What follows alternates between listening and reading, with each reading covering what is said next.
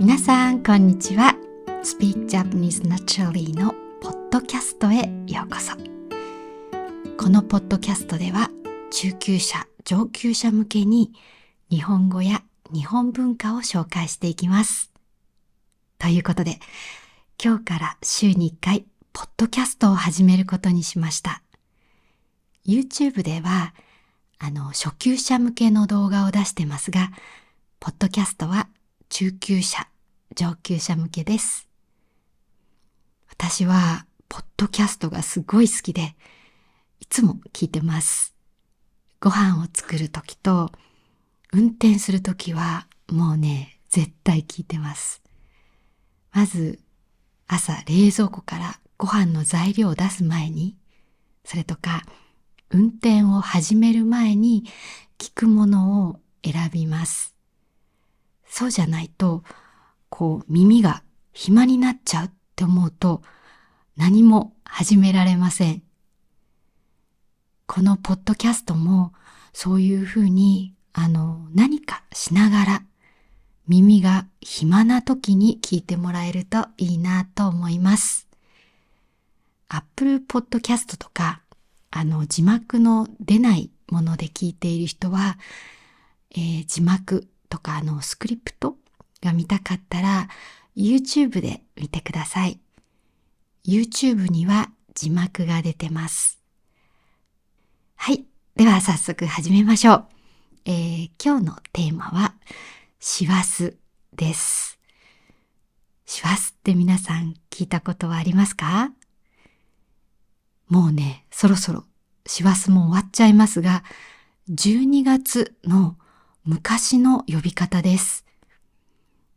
今は月の名前は1月、2月、3月、4月って呼びますけど、昔の呼び方は違いました。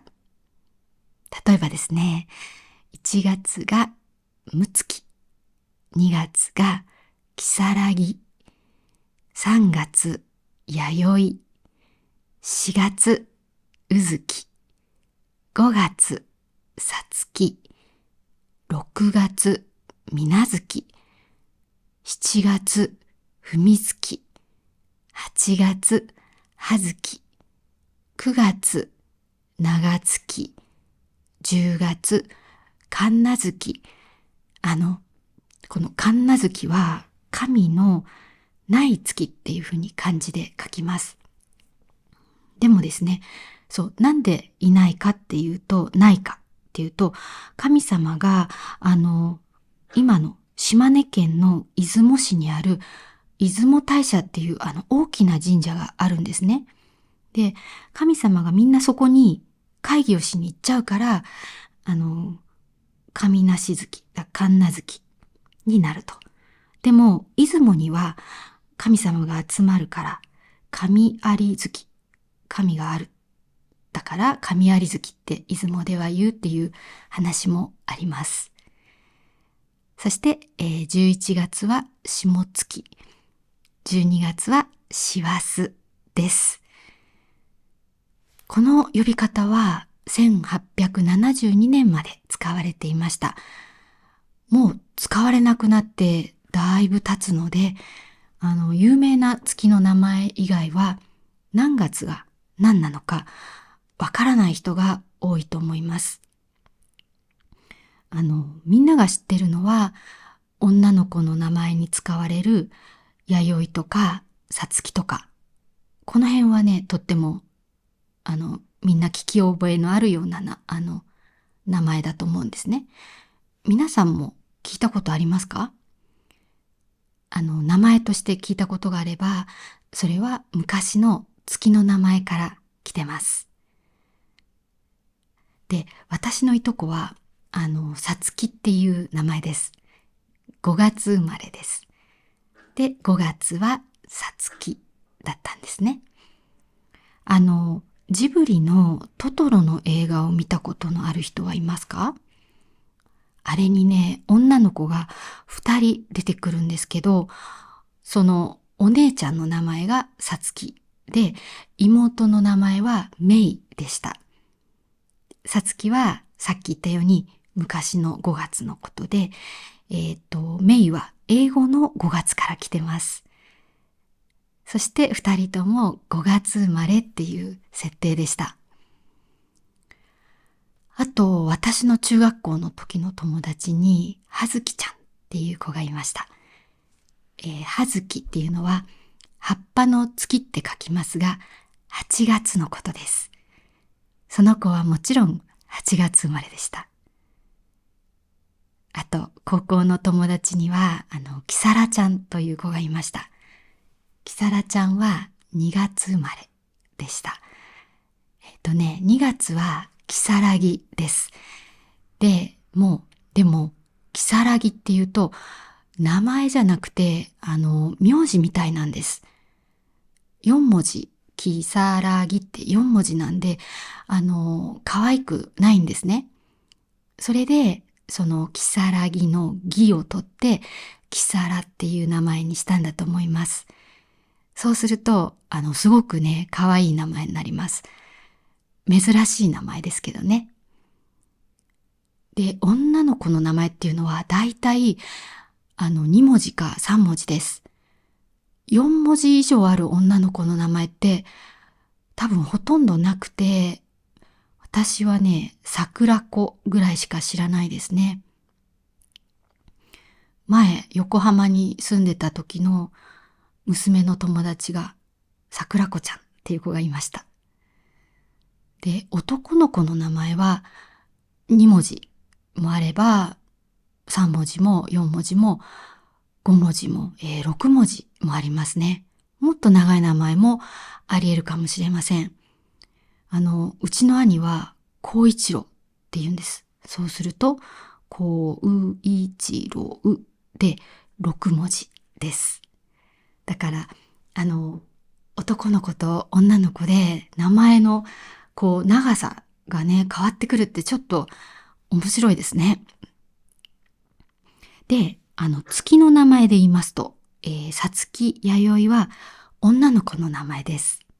で、むつき、うずき、はずきは、男の子でも女の子でも、いける気がします。どっちの名前にも、なれると思います。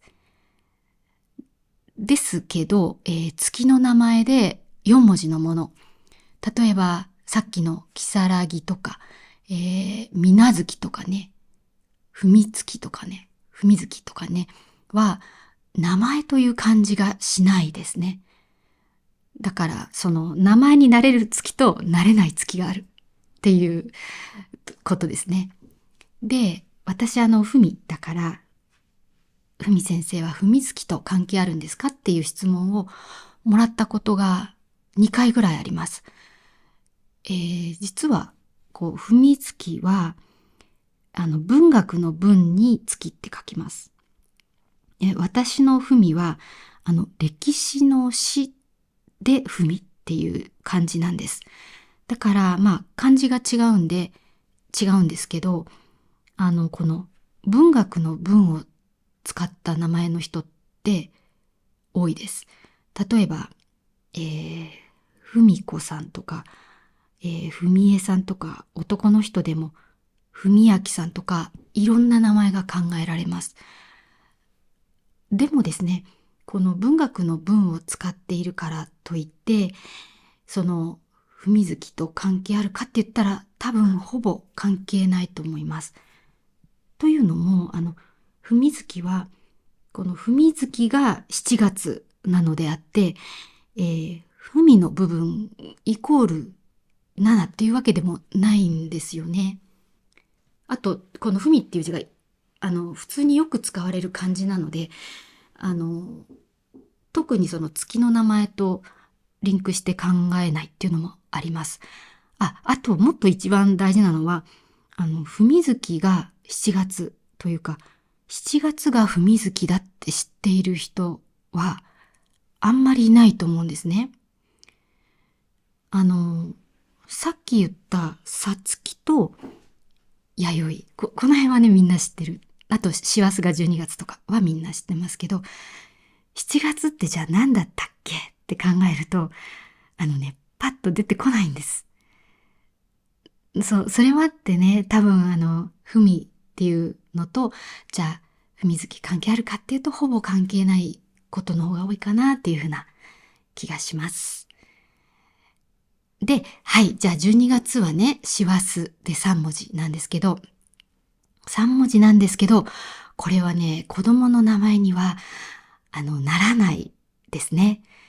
これ、可愛くなくって、もしね、しわすちゃんって子がいたらね、結構からかわれちゃうかと思うので、からかわれちゃいそうなので、名前にはしない方がいいです。というのも、漢字を見るとね、わかるんです。死が走るって書きます。死っていうのは、教師の死、師匠の死ですね。先生っていう意味です。ただここでは、お坊さんっていう意味だそうです。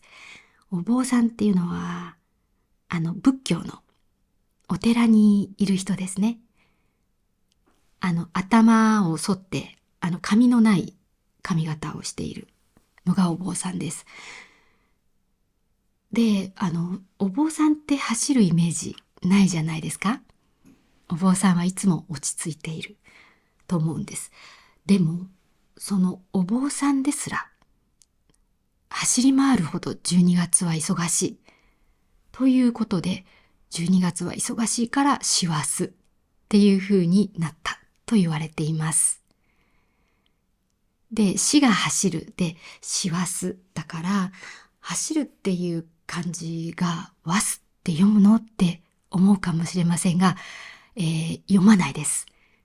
この場合、その死という漢字と走るという漢字の二つを合わせて師走と読みます。特別な読み方の漢字です。今日とかと一緒です。今日は今と日って書きますね。でもその今を今日って読んで日の部分をうって読まないじゃないですか。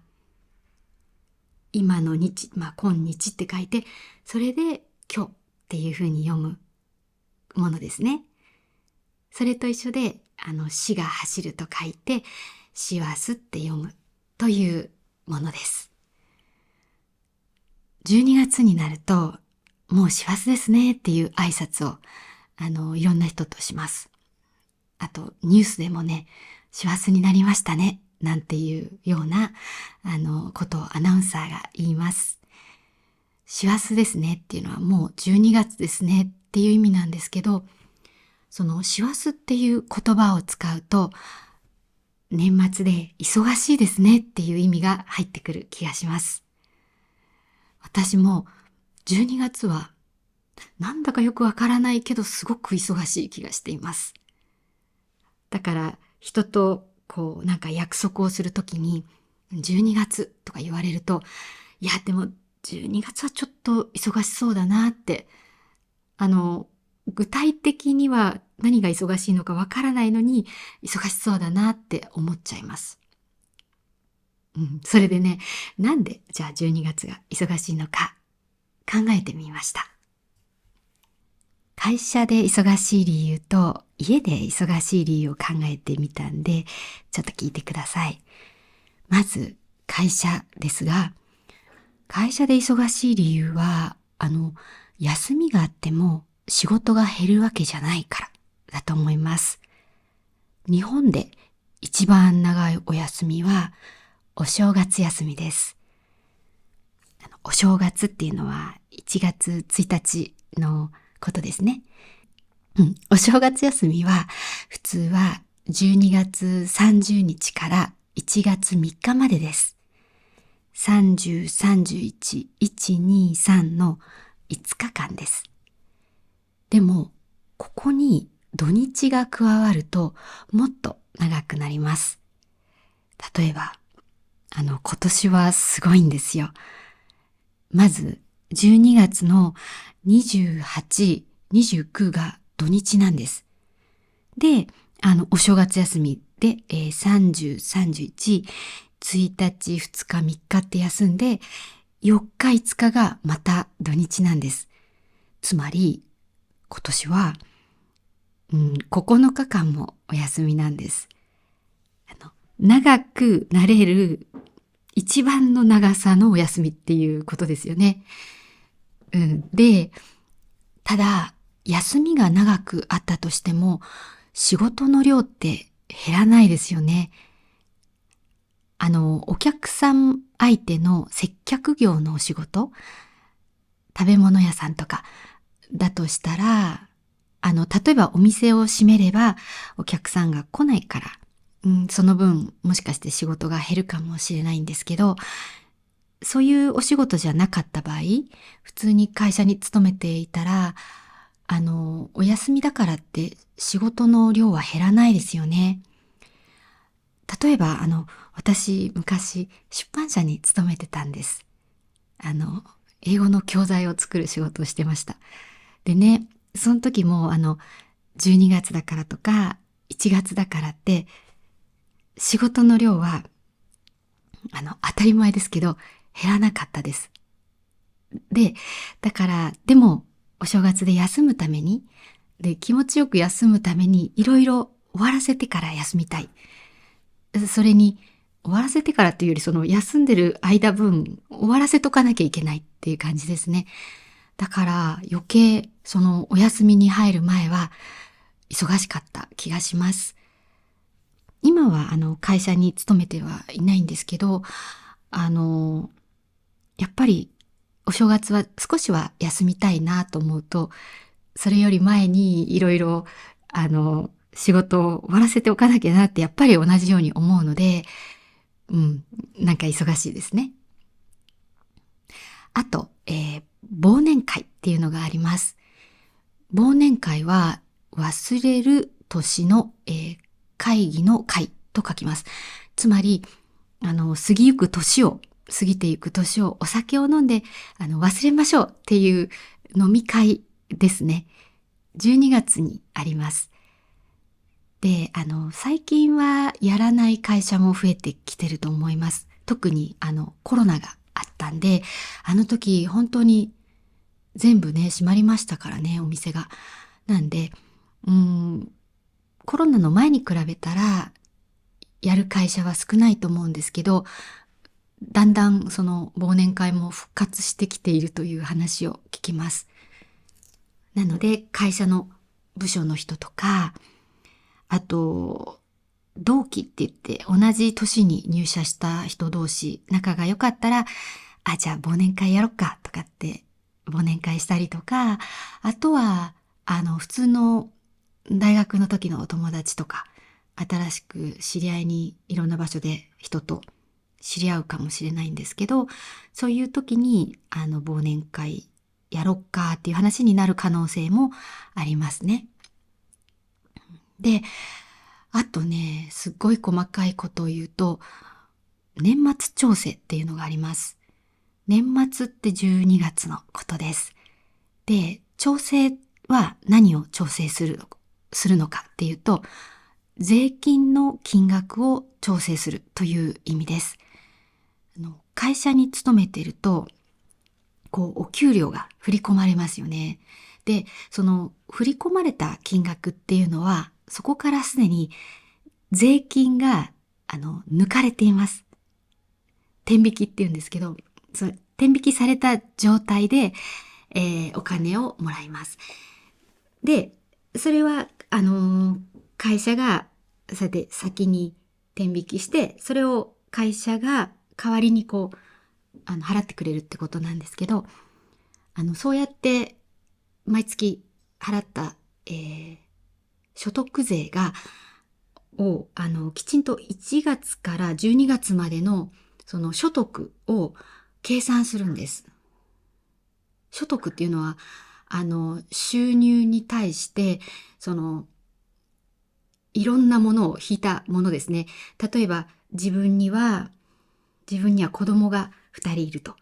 で、その2人は、何歳だと、いくら分、その収入からいくら分引いていいよって言って、その収入を所得としてカウントしない、減らしてくれたりするんですね。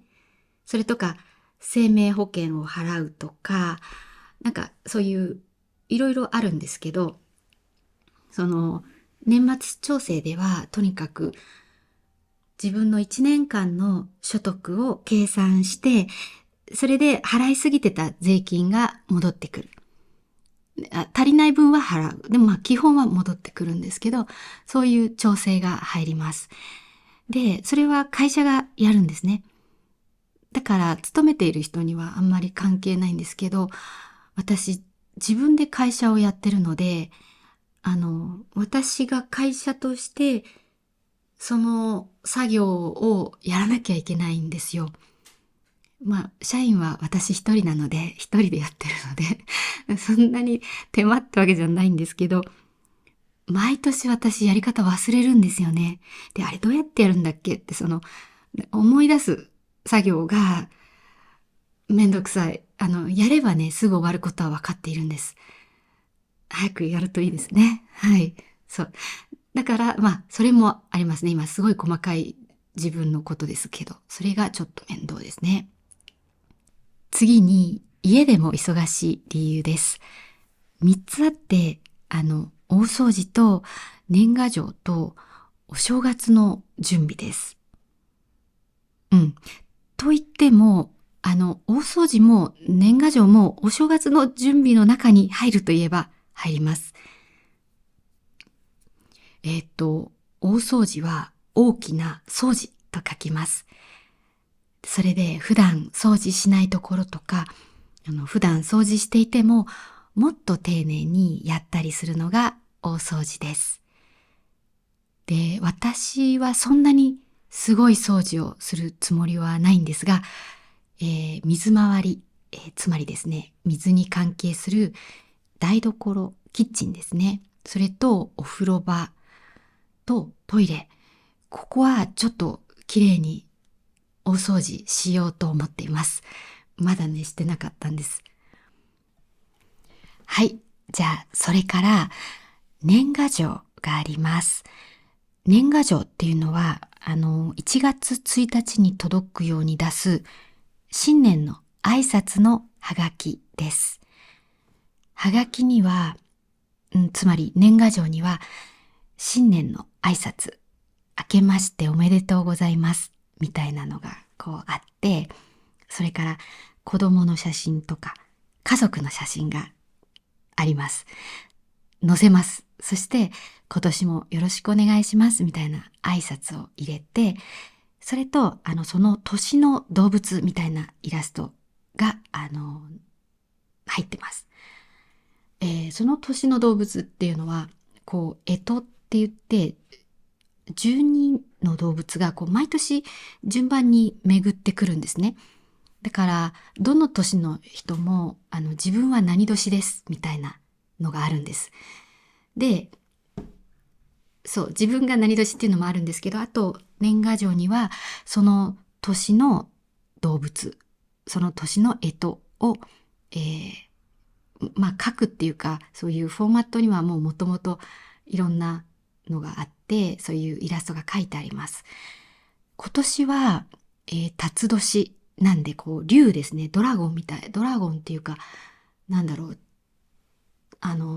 東アジアのドラゴンっていうのは、いわゆる西洋のドラゴンと違って、羽とかは生えてないやつですね。で、そういう想像上の動物の竜みたいな、竜の絵を、今年の1月にはそういうハガキを出しました。今年は、蛇年です。なんで、こう、蛇のイラストがある年賀状を出すことになると思います。年賀状をでもね、出さない人は、どんどん増えてると思います。若い人は、もともと出さないで、多分、なんか LINE とか、そういうので挨拶をすると思うし、年を取った人も、もう今年で年賀状を終わりにしますみたいな年賀状をね、出したりして、私もそういうのを、昔の高校の先生からもらったことがあります。もう、年賀状、やっぱり負担なんですよね。だから、もう、年を取っちゃって大変だったんでやめます、みたいな感じですね。あと、特に最近、いろんなものの値段も上がってるし、辞める人は多いんじゃないかなと思います。で、私も一時期本当にもう年賀状がめんどくさくってもうやめようかなと思って出さなかった年があるんですね。で、そういうのを重ねてたらだいぶ今もうやり取りする相手がもう家族を入れて10枚以下ぐらいになっちゃいました。でもまた最近改めてこう考えると、そういう年賀状を送る相手って今後減っていく一方だと思うんですね。今更知り合った人に、今更っていうか、今知り合った人に、多分、年賀状を送ったりしない気がするんです。もう今知り合う人って、LINE でつながってたりするから、LINE とか、インスタでつながってたりするから、わざわざ住所教えてくださいとか、いうことはもうほぼないんですよ。なので、あの、多分年賀状をやり取りする相手は減っていく一方で、その今やり取りしてる相手っていうのが、オンラインでつながっていない会社の元同僚、一緒に働いてた人とか、あと高校の同級生とかもいるんです。だからね、関係が切れちゃうのが嫌なんで、今残っている相手には、ずっとね、出したいなと思ってます。でもね、相手がそう思わなかったらね、だんだんもっと減っちゃうかもしれないですね。で、そう、あと最後、忙しい理由で、お正月の準備ですね。うちの場合は今年、兄の家族が泊まりに来ることになってます。で、兄のうちには男の子が2人いるんです。ちょうどうちにいるうちの息子たちと、こう、ほぼ同じ年なんですね。で、だから、でもね、年に1回ぐらいしか本当に会えないので、今回来てくれるのをね、すごい楽しみにしてます。で、あと娘も大学から帰ってきます。こっちもね、ちょっと久しぶり、夏以来じゃないですね。そうだ、今回は1回11月の頭に帰ってきてるんで、1ヶ月ぶり、ほぼ2ヶ月ぶりっていう感じですね。で、みんな帰ってくるから、みんなが来るから、まずね、布団を干さなきゃいけないです。あの、ベッドもあるんですけど、お客様用には、うちは布団なんですね。なので、じゃなくて、布団はいつもしまってあります。だからこう、お日様に太陽に当てて、ちょっとね、いい匂いにしておかないと、カビ臭くなってたら、ちょっと申し訳ないので、干したいですね。で、あと、人数が結構、全部で9人になるのかな。だから、じゃあ何を食べようかなっていうメニューをね、考えておいた方がいいですね。で、それに合わせて買い物をしておかなきゃいけないし、あと、飲み物もね、ちょっといろいろ美味しいもの飲みたいなと思ってるんです。なんで、そういうのを考えたり、そう、うちの夫は、ワイングラスを注文してましたね。そう、最近、じゃない、去年私、ミニマリストの動画ばっかり見て、すっごい物捨てたんですよ。で、もうまた、やっぱね、お客さんが来るっていうと、ついね、いろいろ買いたくなっちゃいますね。そうだ、あとね、お年玉の準備もしておかないといけないです。お年玉っていうのは、1月1日に子供たちにあげるお金のことです。えー今、いくらくらいなのか、いくらくらいね、あげるものなのか、ネットで調べてみました。まず、学校に入る前だと1000円以下が多いみたいです。で、小学校1年生から3年生には1000円から3000円。小学校の4年生から6年生には3000円から5000円ぐらい。中学生には5000円から1万円くらい。高校生にも5,000円から1万円くらい。で、大学生になると、もうあげないっていうところもあれば、5,000円から、2万円とかね、あげたりするようなお家もあるみたいです。うちの場合は、中学生には5,000円で、高校生と大学生には1万円ずつあげる予定です。で、そうすると、そのお札、1万円札と5,000円札を準備しないといけないんですよね。で、気を使う人は、ピン札って言って、一回も使ってない、綺麗な、そういう1万円札とか、5,000円札を、銀行に行って、そういうピン札に変えてもらってくるんですね。で、私はそこまではしないんですけど、あんまり、ヨレヨレ、なんか汚い感じのお札だと、やっぱりちょっと悪い感じがするので、できれば、できるだけ綺麗なお札を、お年玉には入れるようにしています。そう、今、入れるって言ったんですけど、ポチ袋っていう袋があるんですね。お年玉を入れる袋をポチ袋って呼びます。で、文房具屋さんとか、100円ショップとかね、コンビニで売ってるんですけど、そういうのにお金を入れて、それで、あげます。で、遠くに住んでて、その1日に実際に会えない子には、お金を送ります。そう、だから、それも1日に届くように送んなきゃいけないんですけど、今思い出したのは、去年、うちの夫のお姉さんがうちの子たちにお年玉くれたんですけど、それは、ペイペイでくれましたね。ペイペイっていうのは、日本の、サービスで、キャッシュレスで支払いができるやつなんですけど、お金をもちろん送ったりもできるんです。電子マネーを。で、それだと、実際便利ですね。すぐ送れるしね。だから、今年はもしかしたら、あの、その、ちょっと、いつも送ってる相手に、うちもちょっとペイペイ使ってみようかなって今思いました。うん。それは楽でいいですね。で、そうですね。そんな感じかな。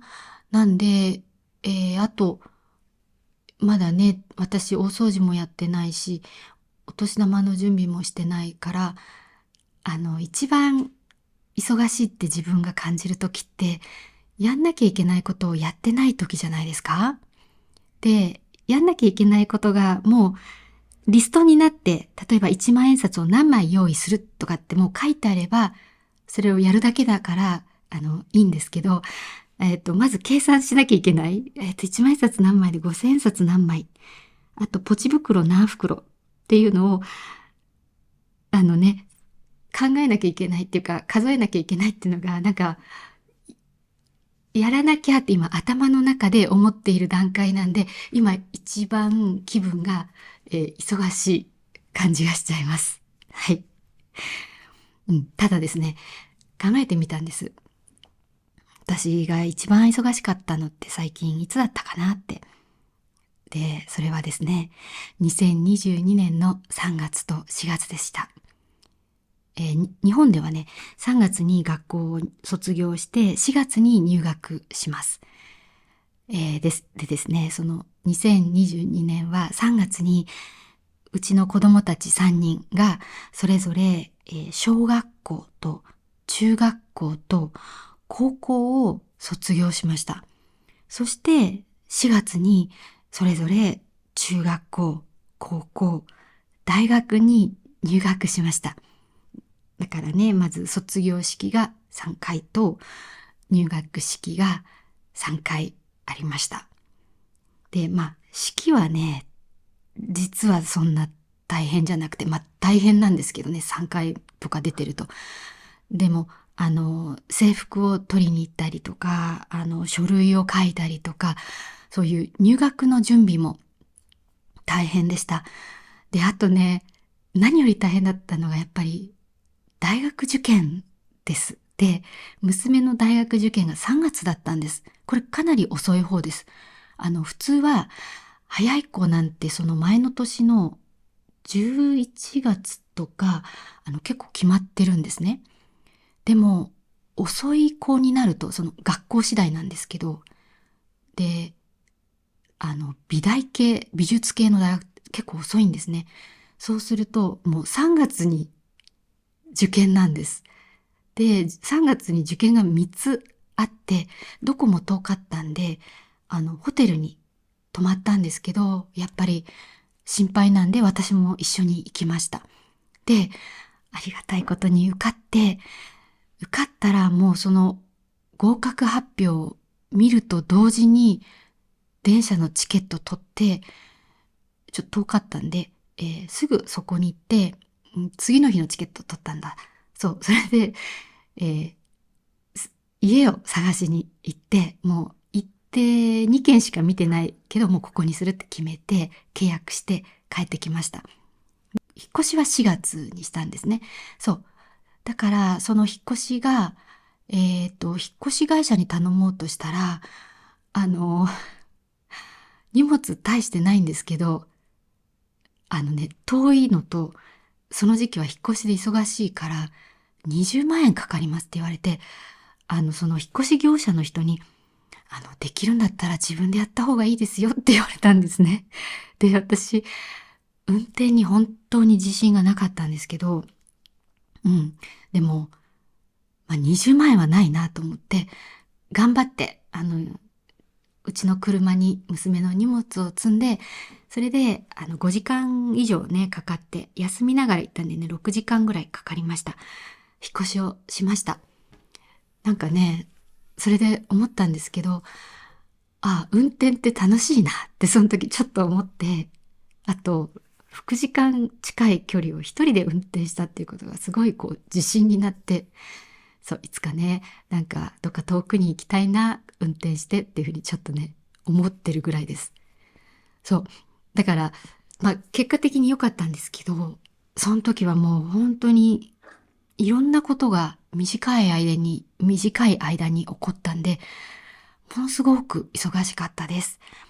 で、あと、お金も、ものすごくかかりました。なんで、もうね、精神的にもすごく疲れました。それに比べたら、この12月なんて、もう何にも忙しくないような気がね、今してきました。ので、はい、ちょっとね、やることをまずまとめて、書き出してみようと思います。皆さんのお正月はどんな感じなんでしょうか？お正月は何もしないとか、あと、このお正月じゃなくて、旧正月をお祝いする国もあると思うんです。はい。皆さんのお正月がどんな感じなのか、ぜひ、教えていただけると、コメントとかでね、教えていただけると、とっても嬉しいです。はい、じゃあ、今日はここまでです。また次のエピソードで、お会いしましょう。皆さんいいお正月をお迎えください。それではまた来年お会いしましょう。またね。